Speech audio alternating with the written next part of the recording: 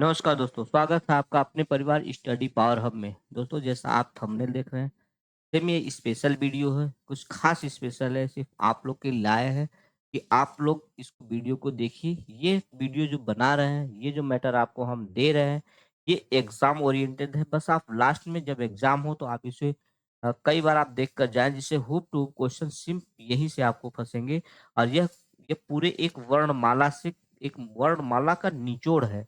आपको इसमें दिखेगा, केवल ये यूरी बेस नहीं है, केवल ये आपको एक डायग्राम के माध्यम से हमने इसमें पूरा आपको वर्णमाला एक्सप्लेन कर दिया है। अगर आपको इससे भी अगर एक्सप्लेन चाहिए, क्योंकि यह सिर्फ़ हम क्या लाए हैं 30 मिनट, जैसा आप थंबनेल पर देख रहे हैं कि 30 मिनट में ये क्या होगा, पूरा कंप्लीट हो जाएगा। सेम यह 30 मिनट के ही लिए लाए हैं और ये लास्ट एग्ज़ाम के लिए लाए हैं कि आप एग्ज़ाम के समय इसको आप देख कर जाएँ। तो दोस्तों चलते हैं हम बिना किसी देरी किए और आप इसको अधिक से अधिक शेयर करिए। ये पहला, आप देखिए पहले हम वर्णमाला के बारे में हम जानते हैं कि वर्णमाला होता क्या है, ठीक? यहाँ देखिए, ये वर्णों के सार्थक क्या होता है? सार्थक, व्यवस्थित व क्रमबद्ध समूह को क्या कहते हैं? वर्णमाला कहते हैं। आपको इसके बारे में पता होगा, पहले भी आपने पढ़ा होगा और यहाँ पे भी आप पढ़ रहे हैं। तो आपको सार्थक, व्यवस्थित और क्रमबद्ध समूह को क्या कहते हैं? वर्णमाला कहते हैं, ठीक? तो नोट पे विशेष आप ध्यान दीजिएगा, क्या होता है? इसमें बताया गया है कि वर्णों की कुल संख्या क्या होती है? वर्णमाला में हिंदी में वर्णमाला की संख्या कितनी होती है? 52 होती है। जबकि अगर आप अंग्रेजी की बात करते हैं, तो यहाँ कितनी होती है? अंग्रेजी में कितनी होती है? अंग्रेजी में वर्णमाला की संख्या टोटल 26 होती है। कितनी होती है? 26 होती है। लेकिन पंडित कामता प्रसाद जी के अनुसार बताया गया है कि वर्णों की संख्या कितनी होती है? 43 होती है। ठीक? आपको अगर यह लिख कर आए कि कामता प्रसाद जी के अनुसार वर्णों की संख्या कितनी होती है, तो आपको बताना ही होगा कि वह कितनी होती है? 43 होती है। और बाकी अगर कुछ न पूछे, सिर्फ पूछो कि वर्णों की संख्या कितनी होती है, तो आपको बताना होगा क्या? 52। आपको इतना समझ में आ गया होगा, ठीक? अब इनका व्यवस्थित क्रम देखते हैं। जैसे वर्ण की सबसे छोटी इकाई क्या होती है? कहाँ से हम उसको स्टार्ट करते हैं? वर्ण या ध्वनि, यहाँ 2 तरह के होते हैं। एक होती है लिखित और एक होती है मौखिक। आपको समझ में आ गया होगा कि दोनों ही ध्वनियाँ क्या हैं? छोटी हैं। लेकिन एक जो होता है, ध्वनि होती है, इसे हम मौखिक कहते हैं। क्या कहते हैं? मौखिक कहते हैं। मौखिक कहते हैं, ठीक? यहाँ हम क्या कहते हैं? मौखिक कहते हैं। मौखिक, और इसे क्या कहते हैं? लिखित कहते हैं। लिखित, ठीक? ये होती है, वर्ण जो होती है वो लिखित होती है और जो हमारी ध्वनि होती है वह क्या होती है? मौखिक होती है। इसके बाद अक्षर, अक्षर के बाद एक शब्द का निर्माण होता है, एक शब्द के बाद एक पद का निर्माण होता है और एक पद के बाद एक पदबंध का निर्माण होता है और एक पद बंध जब मिलता है तो यह एक उपवाक्य का रूप पकड़ता है। और जब कई उपवाक्य मिलते हैं तो एक वाक्य का मतलब वाक्य बनता है। लेकिन वह वाक्य कैसा होना चाहिए? एक सार्थक, एक व्यवस्थित, एक क्रमबद्ध। हमने ये चीज़ों का वर्णन इसीलिए किया है कि यहाँ पे एक सार्थक शब्द मिलेगा और क्या मिलेगा? व्यवस्थित क्रम मिलेगा। जैसे अगर हमने लिखा कलम, तो ये हमारा एक सार्थक शब्द निकल कर आया। इसकी व्यवस्था की गई, इसको व्यवस्थित किया गया। अगर हम ऐसे लिख दें, इसको पहले लिख दें ल, क, म, ये कोई अर्थ नहीं है। ठीक? इसलिए कहा गया है क्या? कि इसको व्यवस्थित और क्रमबद्ध और एक सार्थक है। ठीक? इतना समझ में आ गया होगा आपको? इतना आपको समझ में आ गया होगा, क्या होगा? एक सार्थक होगा, व्यवस्थित होगा और क्रमबद्ध होगा। फिर इसके बाद आपको वाक्य के बाद एक भाषा का निर्माण हो जाता है। यहाँ तक आपको समझ में आ गया? हम नेक्स्ट को आपको बताते हैं। नेक्स्ट ये, आप यहाँ वर्ण के बारे में सिर्फ पढ़ रहे हैं। क्या? वर्णमाला यानी वर्ण के बारे में पढ़ रहे हैं। तो यहाँ वर्णमाला की जो क्लास है आपको यहाँ दिख रही होगी, क्या हिंदी का एक वर्णमाला है? वर्णमाला वाली क्लास, ये वर्णमाला वाली क्लास ही है। इसलिए हमने इसका नाम ही रख दिया कि वर्णमाला वाली क्लास। ठीक? यहाँ से हम पढ़ते हैं, वर्ण के भेद होते हैं, 2 भेद होते हैं। कौन-कौन से? एक होता है स्वर और एक एक होता है व्यंजन। जो स्वर होता है उसको क्या कहते हैं? अच कहते हैं। जो व्यंजन होता है उसे क्या कहते हैं? हल कहते हैं। ये 2 प्रकार के। अब इनका भी हम विभाजित किए हैं, इनको भी हम जैसे स्वर होता है, वह 3 भागों में विभाजित होता है, एक संख्या के आधार पर, भेद के आधार पर और मात्रा के आधार पर, ठीक? उसी तरह से व्यंजन जो होता है, वह भी मूल व्यंजन, कुल व्यंजन और भेद, ये 3 भागों में इनको भी बाँटा गया है, ठीक? तो यहाँ पर संख्या जो बताया है, स्वरों की जो संख्या होती है, आपको पता होती है कि स्वरों की संख्या कितनी होती है? 11। भेद कितने होते हैं? 3 होते हैं। मात्राएँ कौन-कौन से हैं? आगे हम चलते हैं, आगे देखते हैं। ये सिर्फ़ क्या है, एक डायग्राम बेस पे बताया गया है। ये डायग्राम बेस पे हम आपको 30 मिनट में पूरा ही खत्म कर दें, इसलिए ये 2 थंबनेल आप देख रहे हैं, ये सही आपने थंबनेल देखा है कि 30 मिनट में क्या क्लास, ये थंबनेल के आधार पे ये बनाया गया है, ठीक। अब देखते हैं हम, एक संख्या कितनी हमने बताया था 11। आप देखिए यहाँ 3 3 6 3 9 2 11। अ आ इ उ बड़ा ऊ री ए ऐ ओ और औ। यहाँ पे आपका औ, ठीक। यहाँ पे आपका औ होना चाहिए। क्या होना चाहिए? औ होना चाहिए। ये हमारे 11 हैं। 11 आपको समझ में आया? इस प्रकार से हम भेद के हिसाब से। अब इसको भी जब हम पढ़ेंगे आगे, तो हम इसको भी कहेंगे कि कौन-सा मूल शब्द है और कौन-सा दीर्घ शब्द है। यहाँ पे हम आगे बात करते हैं आपसे।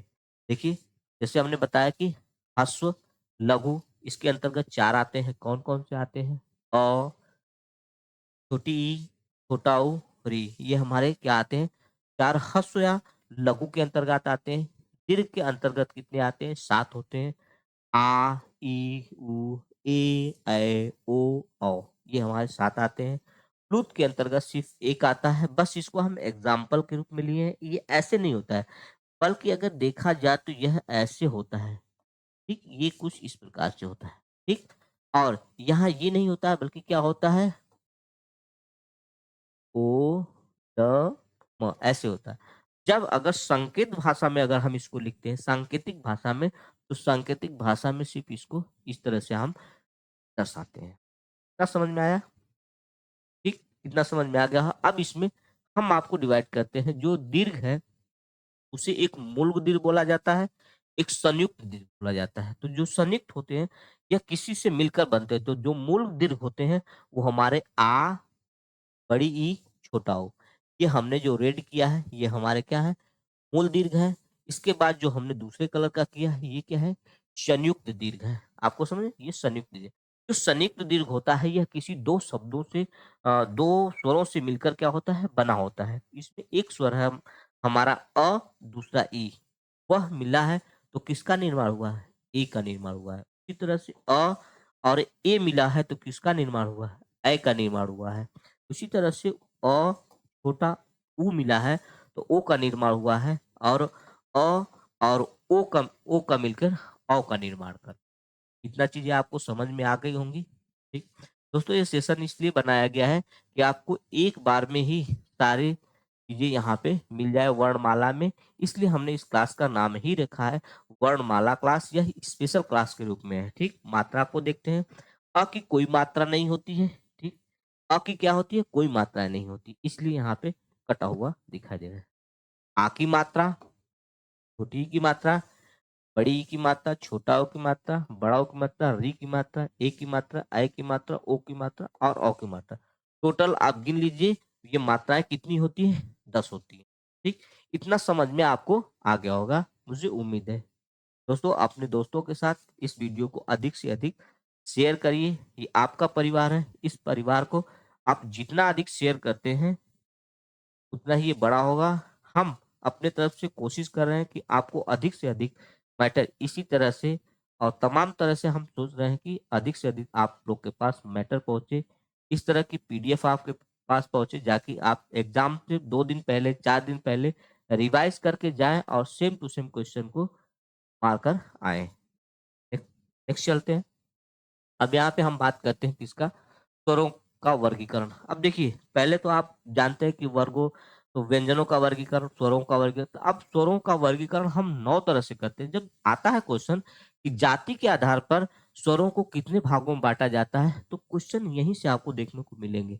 जैसे पूछ लिया कि मुखाकृति के आधार पर स्वरों को कितने भागों में बाँटा जाएगा। तो ये क्वेश्चन यहीं से आपको देखने को मिलेंगे। अगर आप इतना तैयार कर लेते हैं तो कम से कम आप इतना ध्यान दीजिएगा कि क्वेश्चन पूछ कहाँ से है। जब क्वेश्चन पूछेगा तो आप थोड़ा-सा दिमाग लगाइएगा कि ये क्वेश्चन यहाँ से पूछ रहा है। जैसे जाति के आधार पर अगर पूछे तो जाति के आधार पर 2 होते हैं। एक होता है सजाति और एक होता है विजाति। अगर जीवा के आधार पर पूछता है तो ये जीवा के आधार पर कितने होते हैं? 3 होते हैं। क्या होते हैं? अग्र, मध्य और पश्च। ये जीवा के आधार पर होते हैं। अब हम इन सब का एक्सप्लेन करके आपको बताएँगे। अभी हम यहाँ बताते हैं आपको कितने भागों में 9 भागों में इनको बाँटा गया है स्वरों को। उत्पत्ति के आधार पर 2 होते हैं, मात्रा के आधार पर या उच्चारण के आधार पर 3 होते हैं। इसी प्रकार ओष्ठ के आधार पर होता आकृति के आधार पर 2 होते हैं, जीवा के आधार पर 3 होते हैं, मुखाकृति के आधार पर 4 होते हैं। ठीक इसी तरह से हम उच्चारण के आधार पर देखें तो क्या होते हैं? 4 होते हैं और नासिक के आधार पर या नासिका के आधार पर देखें तो 2 होते हैं। जाति के आधार पर देखें तो 2 होते हैं और मुख की मांसपेशियों के आधार पर कहीं-कहीं ये 3 मिलेंगे और कहीं-कहीं ये आपको 4 मिलेंगे। जहाँ आपको कई बुकों में 3 मिलेंगे और कहीं-कहीं आपको 4 मिलेंगे, लेकिन हमने आपको यहाँ पे 4 का पूरा विवरण दिया है। हम आगे आपको दिखाएँगे कि 4 वह कौन-कौन से होते हैं, जो मुख मांसपेशियों के आधार पर इनका विभाजन करते हैं। ठीक?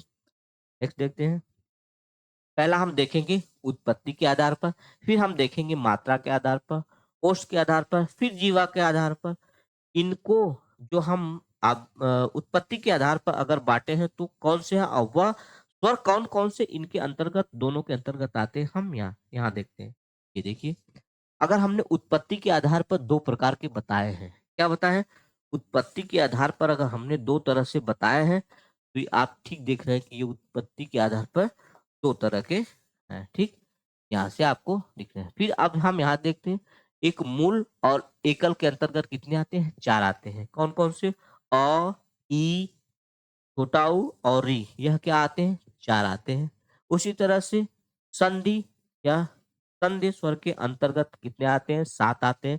अब हम इसका एक्सप्लेन भी आपको बता दें कि इसमें कौन-सा मूल होता है, कौन-सा दीर्घ होता है, ठीक? आगे हम देखते हैं, जब हम उच्चारण या मात्रा के आधार पर पढ़ते हैं, तो कितने होते हैं? 3 होते हैं। वह कौन-कौन से होते हैं? एक होता है ह्रस्व, ह्रस्व जिसे कहते हैं एकमात्रिक या प्राथमिक, लघु, मूल या छोटा स्वर।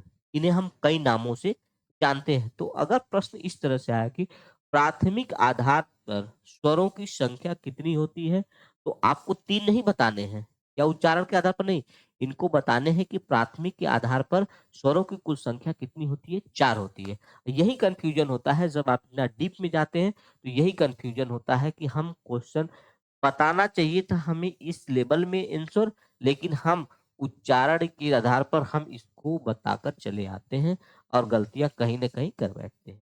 ये सबके साथ होता है, जो थोड़ी-सी मतलब इस तरह से पढ़ते हैं कि उच्चारण के आधार पे इस तरह से है और मात्रा के आधार पे इस तरह से है, संधि के आधार पर है होते हैं और उत्पत्ति के आधार पे। उनके साथ ये घटनाएँ घटती हैं। जो डिटेल्स पढ़ता है, जो इस तरह से पढ़ता है कि कौन से किसको भागों में डिवाइड किया जाता है, कैसे बाँटा जाता है, तो उनको ये चीज़ें पता होती है। अब दीर्घ और द्विमात्रक या गुरु या मिश्रित के आधार पर हम इनको टोटल इनकी संख्या कितनी होती है? 3 इधर और 4 इधर, टोटल इनकी संख्या 7 होती। इनकी संख्या कितनी थी? 4 थी। यहाँ पे हम देखते हैं क्या होते हैं? सॉरी बड़ी, बड़ाओ। ये हमारे क्या होते हैं? मूल, मूल होते हैं। मूल इसे क्यों रखा गया है मूल? पता है क्यों रखा गया है?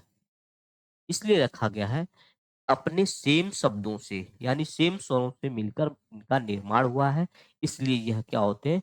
मूल होते हैं। जब संयुक्त की बात की जाए तो सिर्फ 2 अलग-अलग स्वरों से मिलकर बना है होता है, इसलिए इसे क्या कहते हैं? संयुक्त कहते हैं। देखिए यहाँ आ बना है प्लस से, ई बड़ी ई बनी है प्लस ई से, ऊ बना है प्लस ऊ से, यानी बड़ा ऊ का निर्माण हुआ है प्लस ऊ से। तो यह मूल होता है, ठीक? और यह क्या होता है? इनको हम सजाती भी कहते हैं। जब समान शब्दों से मिलकर बनते हैं, तो यहाँ पे सजाती भी कहते हैं इनको, ठीक? यहाँ पे हम अगर संयुक्त की बात करें तो एक दूसरा शब्द दूसरे यानी एक अलग शब्द यानी ई मिलके ए का निर्माण हुआ है और ए मिलकर ऐ का निर्माण हुआ है। ओ का निर्माण जो हुआ है वो अ और उ के हिसाब से हुआ है। यही अ जो होता है अ प्लस ओ मिलके अ का निर्माण करता है। ठीक? अब यहाँ पे हम प्लुत, प्लुत की संख्या कितनी होती है? 1 होती है। इन्हें वैदिक स्वर भी कहते हैं तथा त्रिमात्रिक कहते हैं। ये क्या कहते हैं? त्रिमात्रिक भी कहते हैं, वैदिक भी कहते हैं। ये अक्सर वेदों में इस्तेमाल किए जाते थे, इसलिए इनका नाम वैदिक पड़ा। यहाँ देखते हैं, इनको हम दर्शाते कैसे हैं? इस तरह से हम एस के रूप में हम दर्शाते हैं। अगर हमें इनको लिखना होता है, तो हम इनको लिखते हैं कुछ इस तरह से हम इनको दर्शा देते हैं। ठीक? ये हम इस तरह से तो क्योंकि इसको प्लुत क्यों बोला जाता है कि इनको पुकारने के लिए हमें 13 मात्राओं की आवश्यकता पड़ जैसे हम ओम का उच्चारण करें। ठीक? ये हम इस तरह से कुछ इसका उच्चारण किया जाता है। नेक्स्ट में हम आप देखते हैं आगे अभी हमने 2 देखा, फिर हमने आप तीसरों को पोस्ट आकृति के आधार पर 2 प्रकार के बाँटे जाते हैं। कौन-कौन से होते हैं? एक वृत्तमुखी एक होता है अवृत्तमुखी। जो वृत्तमुखी होता है इनकी संख्या कितनी होती है? 5 होती है और जो अवृत्ति होती है इनकी संख्या 6 होती है। ठीक? तो आपको क्वेश्चन अगर यही पूछ दिया जाए कि ओष्ठ के आधार पर अवृत्ति की संख्या ठीक? हाँ, अवृत्तमुखी की संख्या कितनी होती है? आपको ध्यान से देखना होगा कि क्या 6 होती है या 5 होती है? तो यहाँ 5 होती है। ठीक? आपको इतना समझे अब हम आपको ये बताते हैं कि इन्हें वृत्तमुखी रखा क्यों गया? अब क्यों इन्हें बाँटा गया अवृत्तमुखी में? इसलिए बाँटा गया कि जब हम इसका प्रोनाउंसिएशन करते हैं, जैसे हमने कहा कि वृत्तमुखी, जैसे अगर हम उ का नाम लेते हैं, जब हम उ बोलते हैं, तो हमारे फेस यानी जो हमारे दोनों लिप्स होते हैं, ये क्या होते हैं? एक आकार बना लेता है। किसका बना लेता है? ओ, गोला का आकार बना जैसे हम ओ, उ, बड़ा ऊ की बात करें, बड़ा ऊ, ओ, तो ये हमारा क्या होता है? मुँह का जो आकार होता है एक वृत्त के आकार होता है, इसलिए इसे वृत्तमुखी वृत्त में डिवाइड कर दिया यानी बाँट दिया गया। सेम उसी तरह से जीवा के आधार पर हम देखते हैं तो 3 भागों में बाँटा गया है। अग्रभाग, मध्य भाग और पश्च भाग। अग्र अग्र के अंतर्गत कौन से आते हैं? छोटी ई, बड़ी ई, ए, ऐ और री। ये हमारे क्या आते हैं? ये हमारे अग्र के अंतर्गत आते हैं। मध्य की बात करें तो केवल अ जो होता है वो मध्य के अंतर्गत आता है और पश्च के अंतर्गत क्या आता है? आ, छोटा ऊ, बड़ा ऊ, ओ, औ और एक चंद्र बिंदु के माध्यम से होता है उसको हम बाँटते हैं। तो ये हमारे टोटल क्या है? जीवा के आधार पर हम कितने भागों में बाँटते हैं? 3 भागों में बाँटते हैं, जबकि यह तीनों अलग अग्र, मध्य और पश्च में इसको बाँट देते हैं। अब मुखाकृति के आधार पर हम देखते हैं 4 भागों में बाँटा जाता है। एक क्या होता है? वृत्तमुखी, अर्धवृत्तमुखी, समवृत्ति और अर्धविवृत्त। ठीक? एक विवृत, एक अर्धविवृत, एक सम क्या होता है? एक होता है समवृत्त, एक होता है अर्धसमवृत्त। यहाँ अर्धसमवृत्त होना चाहिए क्या? अर्धसमवृत्त होना चाहिए। ठीक? यहाँ अर्धसमवृत्त होना चाहिए। ठीक? अर्धसमवृत्त। एक होता है विवृत, एक होता है अर्धविवृत, एक होता है विवृत, एक होता है अर्धसमविवृत। ये हम इस तरह से इसको बाँटते हैं। ठीक? अब देखते हैं यहाँ ठीक? इसको हम देखते हैं यहाँ भी थोड़ी-सी यहाँ में मिस है। यहाँ समवृत्त होता है। ठीक? देखते हैं। अब इसके वृत्त के अंदर आ आता है, अर्धविवृत्त के अंतर्गत ए और आते हैं। इसी तरह से समवृत्त के अंतर्गत ई, बड़ी ई, छोटा ऊ, बड़ा ऊ और ए आता है, री आता है और अर्धसमवृत्त के अंतर्गत ए आते हैं और आते हैं। ये हमारे किसके मुख कृति के आधार पर इनको हम कितने भागों में 4 भागों में विभाजित करते हैं। अब हम देखते हैं छठा क्या उच्चारण के आधार पर 4 प्रकार से बाँटते हैं। कंठ के आधार पर, तालव्य के आधार पर, मूर्धन्य के आधार पर, ओष्ठ के आधार पर इनको हम किसको उच्चारण के आधार पर 4 भागों में बाँटते हैं। आगे देखते हैं। ठीक। आगे हम नासिका के आधार पर या प्रकृति या स्वभाव के आधार पर हम 2 भागों में बाँटते हैं। वह कौन-कौन से? एक होता है अनुनासिक और एक होता है अनुनासिक। इसे हम निरुनासिक कहते हैं और इसे क्या कहते हैं? तानुनासिक कहते हैं, ठीक? इसको जब हम दर्शाते हैं, तो इसको हम क्या दर्शाते हैं? केवल एक चंद्र बिंदी के माध्यम से दर्शाते हैं, ठीक? इसका जब एक्सप्लेन आपको देखना होगा, तो आप मुझे कमेंट्स करिएगा कि हम अनुनासिक को कैसे डिफाइन करेंगे और निरुनासिक को या अनुनासिक को कैसे डिफाइन करेंगे। इसमें क्या होता है कि मुख और तथा नाक दोनों से हवाएँ निकलती हैं, ठीक? इसलिए उसको हम अनुनासिक बोलते हैं और निरुनासिक में जो होता है,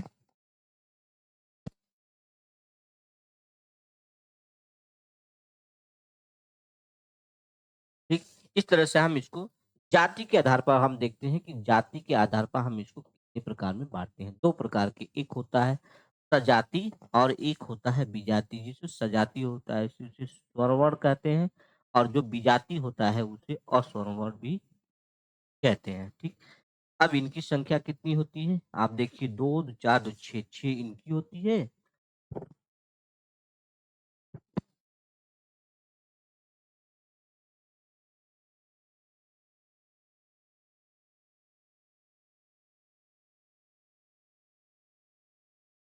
ठीक?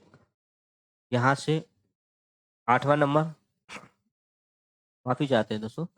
हाँ, मुख्य मांसपेशियों के आधार पर हमने बताया था कि कहीं-कहीं आपको 3 देखने को मिलेंगे, कहीं-कहीं आपको देखने को 4 मिलेंगे, ठीक है? तो ये हमने बताया था कि हम यहाँ पे आपको 4 तरह से हम आपको दिखाए हैं। कौन-कौन से? शिथिल स्वर, मध्य स्वर, दृढ़ स्वर और आगत स्वर, ठीक? तो ये हमारे क्या है? शिथिल स्वर अ, और मध्य स्वर ए, ओ, स्वर ई, ए, ऐ, बड़ी ई, ऐ, ओ और औ और आगत जो स्वर होते हैं वो क्या होते हैं? आ होते हैं। ये आगत स्वर है,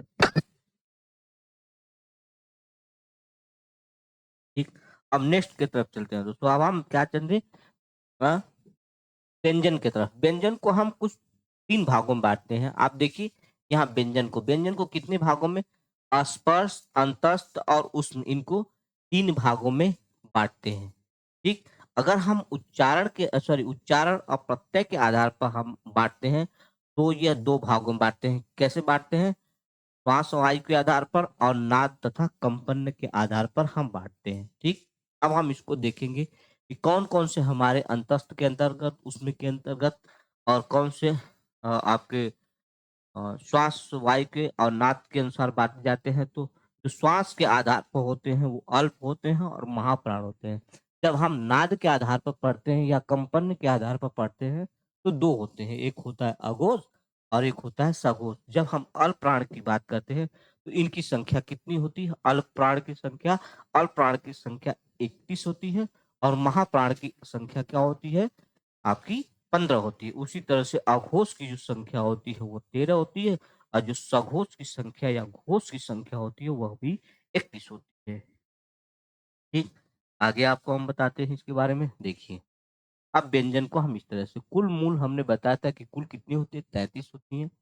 अगर कुल की बात की जाए, मूल हमारे 33 होती है, कुल की बात की जाए तो वह क्या होती है?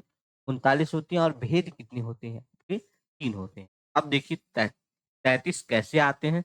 अगर हम यहाँ देखें तो आपको समझ में आता होगा कि स्पर्श में 25 होते हैं, अंतस्थ में आपके 4 होते हैं, उसमें जैसे अंतस्थ य, र, ल, व 25 क से लेकर और आपके 5वीं लाइन तक, जैसे क की लाइन, च की लाइन, ठीक इस तरह से आपको क की लाइन यानी टोटल 25 होता है, हम आपको दिखाएँगे। इसी तरह से उसमें या संघर्षी भी कहते हैं।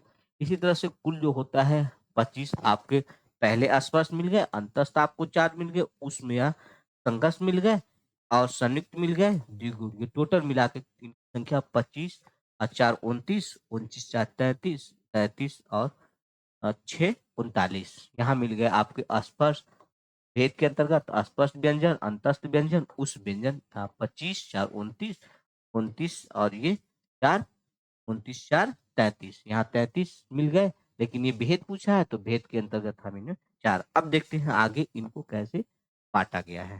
ठीक, अब देखिए यहाँ हमने मूल के बारे में जब 33 बताया था तो स्पर्श में 25 था। स्पर्श व्यंजन की संख्या कितनी थी? 25 थी। तो यहाँ पे अगर हम क से लेकर यह 5 ये हुआ 5 इधर, 5 ये, 5 ये, 5 टोटल लेकिन संख्या अगर देखा जाए तो कितनी हो गई? 25 हो। आपको यहाँ तक समझ में आ गया होगा, ठीक?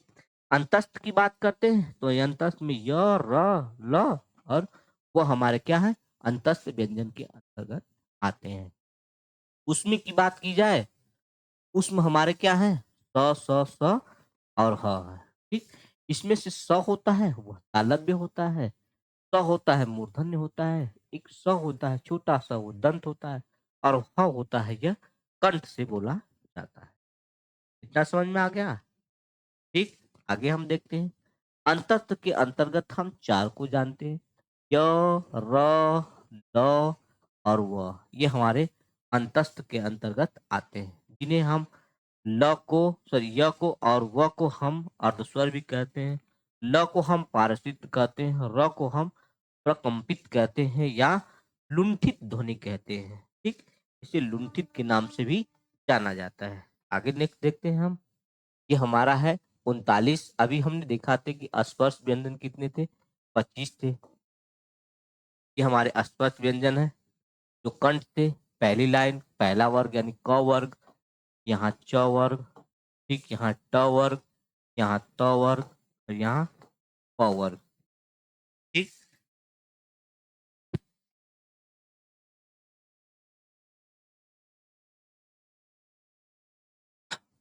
ठीक, ये हमारे वर्ग हैं।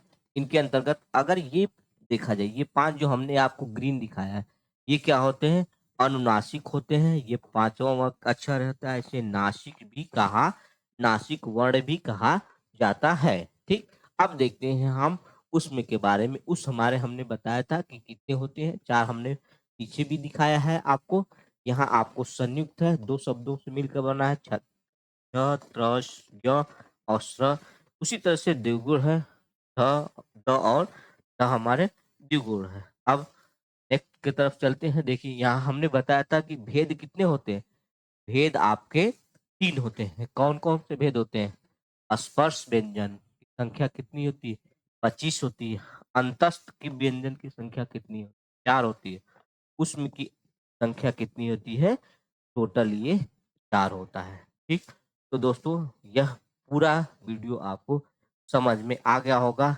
यह वीडियो आप कमेंट्स करके बताइएगा यह सेशन कैसा लगा और यह सेशन अधिक से अधिक दोस्तों को शेयर कर दीजिए, ताकि हम इसी तरह से, अगर आप कहते हैं तो हम इसी तरह से आपको वीडियो एक डायग्राम के माध्यम से लाते रहेंगे।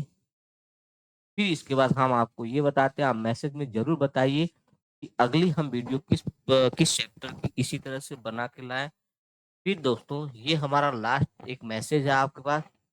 आप अगर हमारे टेलीग्राम से जुड़ना चाहते हैं तो जुड़ जाएँ, क्योंकि जो भी क्लास चलेंगी अब कंटिन्यू क्लास जब होंगी तो सारी पीडीएफ हम आपको स्टडी पावर हब एक टेलीग्राम चैनल है, जो आप सर्च बॉक्स में डालकर लिखेंगे क्या? Study power hub. तो आप जैसे ही उस पर जाते इस प्रकार का आप लोगो आपको दिखाएगा। इस लोगो पर आप जाकर हमारे टीम, हमारे परिवार का हिस्सा बनिए। वहीं पर हम आपको पीडीएफ प्रोवाइड करेंगे। अगर आपका और कोई सुझाव है तो हमारा नंबर है 933355090002। ये हमारा व्हाट्सएप नंबर है। इस व्हाट्सएप नंबर पर आप क्या कर सकते हैं? सिर्फ हमें मैसेज कर सकते हैं कि सर इस तरह की आप मैटर हमें प्रोवाइड करें। यह सिर्फ आपके व्हाट्सएप हेल्प के लिए बनाया गया है यह नंबर।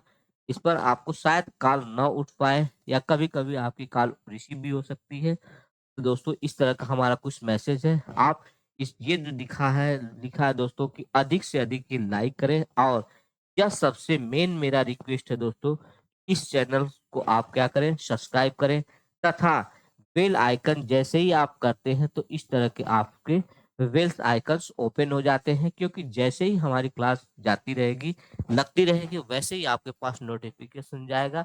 और दोस्तों हमें विश्वास है कि आप इस चैनल को बहुत ऊपर तक लेकर जाएँगे और हमारे चैनल के परिवार का आप हिस्सा बनिए।